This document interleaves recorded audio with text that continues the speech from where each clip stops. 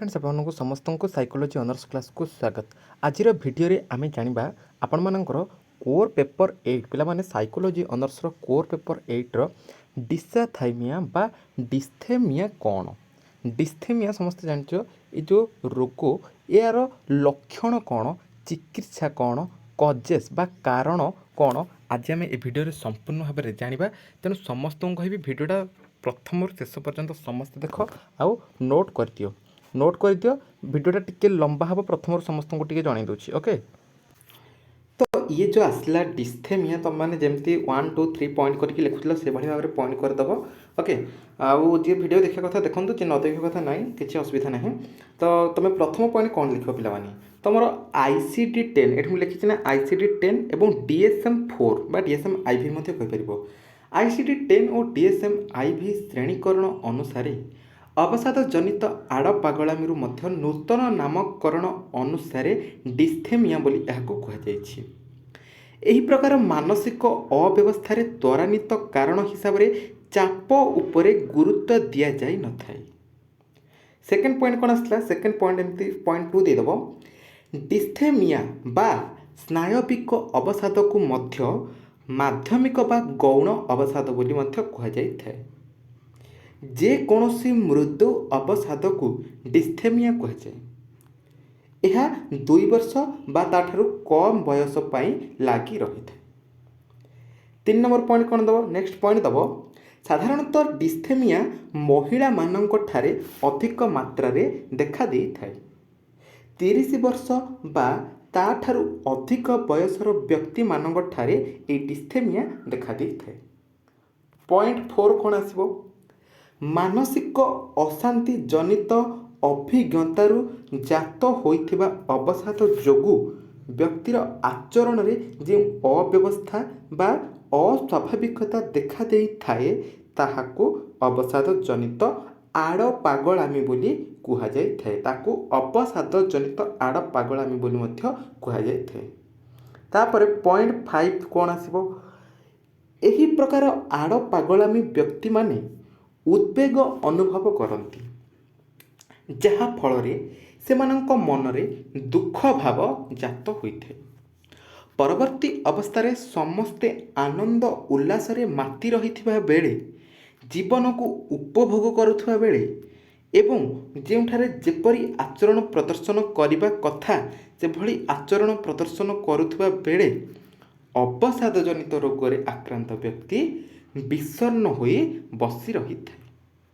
अर्थात से कौन सी आचरण प्रदर्शन करे नहीं, जीवन को उपभोग करे नहीं, से जोठार जेभली आचरण प्रदर्शन करिया कथा कौन सी कार्य करि न थाए, विषण्ण मनोभाव होई से बसी रही थाए। तेबे एई जो आमे जानिले डिस्थेमिया बा डिसाथाइमिया, से डिस्थेमियार लक्षण कौन आमे देखिबा। विभिन्न प्रकार लक्षण रहिथिबो, ताले तमे कौन लिखिबो ना तुमको जेमती कहली तमे डिस्थेमियार लक्षण जाक लिखिबो। तमे फास्ट कौन दबो ना एमती लक्षण ऊपर लिखिदबो। ओके, लक्षण देदेल, हेडिंग देदेल। लक्षण कौन, फास्ट लक्षण तो मोर आसुछि कौनसी चाप जोगु अवसाद जात होइथे।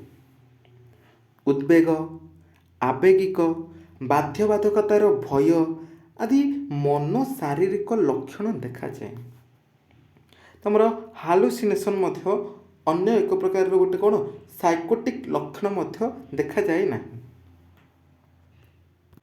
सॉरी, एथिरे देखा जाए ना तुम हालुसिनेशन भरी कौन अन्य जो साइकोटिक लक्षण मान रही से लक्षण एथिरे देखा जाए ना।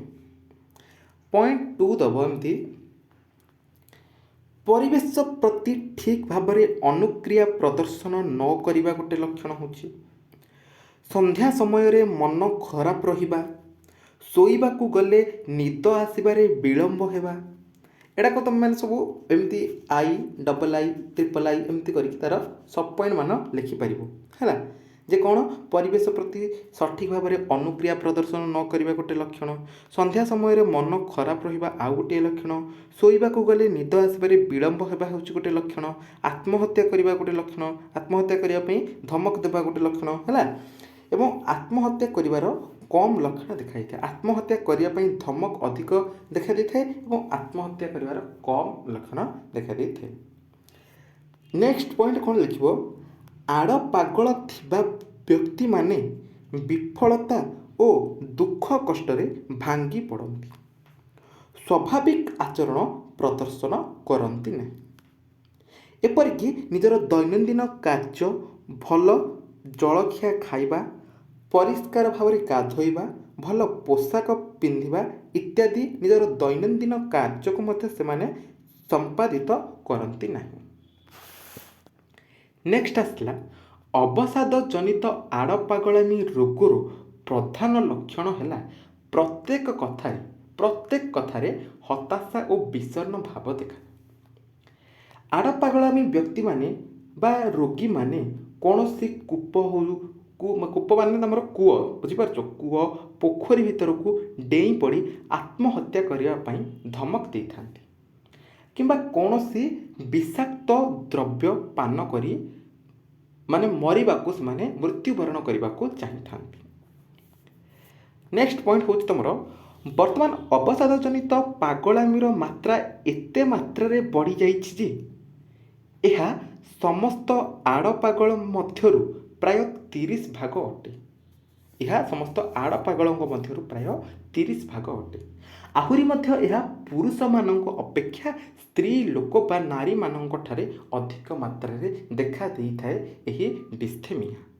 ओके आमे भी जानिदेले लक्षण तापर तार कारण किछि जानिबा। ओके कजेस तार कारण किछि मध्य हमें जानिबा बुझि परछो